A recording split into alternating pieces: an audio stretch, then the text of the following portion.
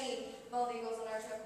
They had these stands for them to nest on at the top.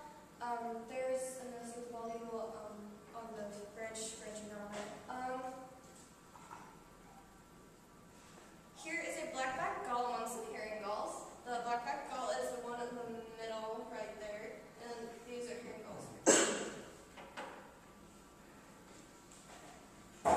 This is Bass Harbor Head Lighthouse, overlooking the shore.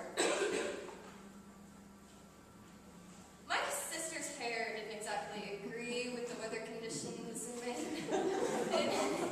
It went crazy. I love that this was a funny picture, so I put it in. This was a picture taken on one of the pretty days in Maine. Most of the time it was cloudy, but I thought that this was a pretty picture. Thank you, Dad. My brother saw these rocks and he climbed them. There's a bridge over here actually, and he wanted to go on the rocks and pretend to be Gollum from Lord of the Rings. So that's standing in the rock, holding the ring, I think.